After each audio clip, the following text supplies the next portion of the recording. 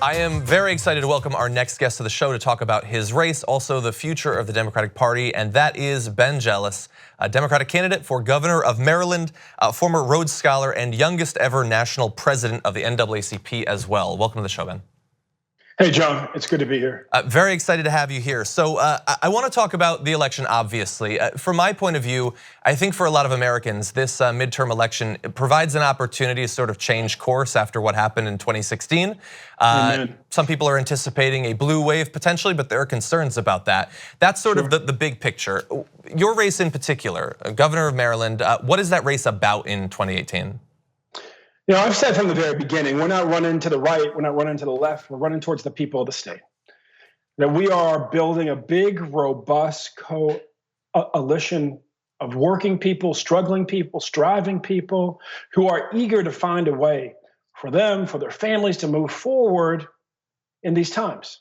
And move forward in these times when Donald Trump controls Washington, D.C., move forward in these times when the healthcare costs are skyrocketing. Our schools in Maryland are falling in the national rankings. The opioid epidemic has spiraled out of control. And so we're bringing very practical kitchen table solutions that frankly are as big as the problems that people are facing. But people, I think, are eager for leadership that tells them the truth about what it will actually take to fix the problems that they and their family face. So you're a popular politician. People have been a supporter of you for a long time from your previous work as an activist, and certainly your primary win got a lot of people fired up around the country. At the same time, though, Larry Hogan also still a pretty popular governor. So with that context, how does that affect your campaign against him? The fact that he is still relatively popular. You know, the question is, what has he done with his popularity? And the answer is not much. 65% of the people in the state say that they are not better off than they were 4 years ago. And that's a big deal. And we know that we can win. It just means turning out our voters, turning out Democrats, turning out independents who are like-minded. We know we can get well over 1 million voters in the state. He cannot even get close to 1 million. But what that means is that we're going to have to do the organizing that was not done 4 years ago. Yeah, certainly. I think the rejuvenation of state level organizing needs to be a gigantic component of the future of the Democratic Party. Yeah. I want to talk a little bit about that too, because your primary was a pretty big field. There were a lot of people running, and in my experience, there hasn't really been a lot of strong progressive candidates that haven't received some pushback during their primaries from the party at large. But you've won now. You've moved on. So is the party embracing you in a different way now? Yes, we won, and we won handily. We won in an 8-way field. We won 22 out of 24 counties. We won by a 10-point margin. We showed that our campaign was the only campaign that could motivate people in every corner of the state. And we're doing it the same way that we're going to win this general. We put organizers on the ground. We pulled together the unions and the progressive groups and the environmentalist organizations. And we have folks working in every corner of the state to push out the vote and to bring our message that we can finally fully fund our schools. We can make sure everybody has health care and get the costs under control.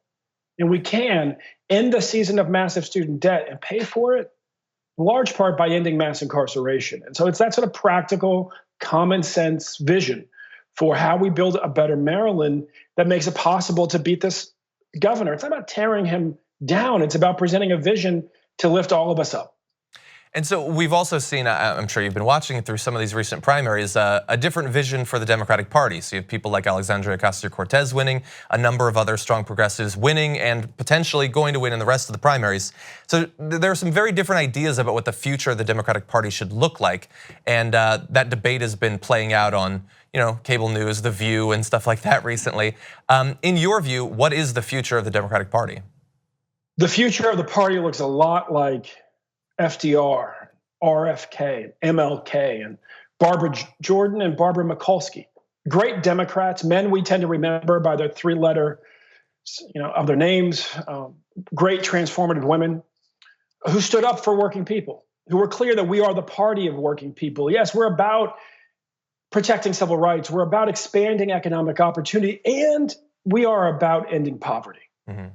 And it's coming back to the roots of the Democratic Party that's going to propel us forward. When Democrats run as Democrats, we win. We have to have the courage of FDR and Shirley Chisholm and MLK and RFK. And what better year than this 50th year of the assassinations of RFK and MLK, and also, frankly, the 50th year of the assassination of the Poor People's Campaign.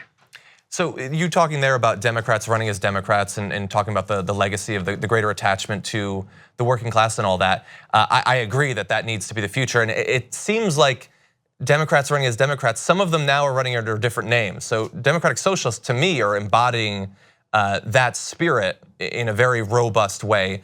But there are those in the party who are worried about that label being applied to candidates. What do you think about those concerns around Democratic Socialist, Democratic candidates? No, I think it takes a big tent. And when you look at the FDR Democrats in our party today, we are many different types of people. Some of us are Democratic Socialists. Some of us, like me, are venture capitalists.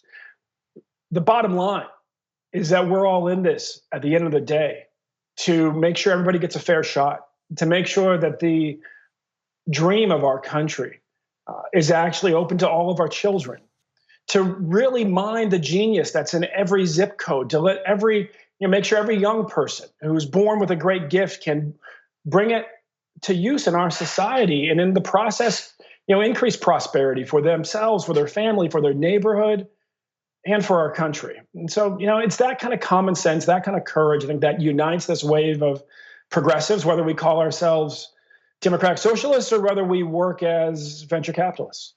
That's very diplomatic of you. So in your answers, real. It is real. It is real. So in your answers, you've brought up a lot of issues, and I know that there's some pretty big disagreements about exactly how Democratic candidates should be campaigning going towards this midterm election. Is there any issue in particular that you think the ball's being dropped on, that the candidates should be focusing more on in this cycle?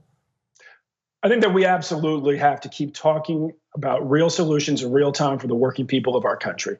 We've got to stay focused, frankly, on issues of mass incarceration and police stopping the killings of unarmed civilians by the cops. We have to have courage on those issues where quite frankly, the biting edge is often in communities of color and often in working class communities. We've got to be clear that we have a plan to end mass incarceration. And we also have to be clear that we're the ones with the best vision on this economy, on how we improve education, how we fix healthcare. The bottom line, I think, is that if we stay focused on the pain that unites working families across this country, on all the sources of pain, and actually put solutions on the table to deal with it in real time, we will win the overwhelming majority of votes. And we'll be successful in moving our country in a better direction and, quite frankly, taking back our states. Well, thank you very much for joining us on the Damage Report. Ben Jealous, candidate for governor of Maryland. Glad to have you on. Thank you, John. Thank you so much for watching that video. Before you move on to the next, I just wanted to let you know I have a documentary series out. It's called True North, available on Go90. And now you can help get it nominated for a Streamy as a documentary series. The link is down below. Thank you so much.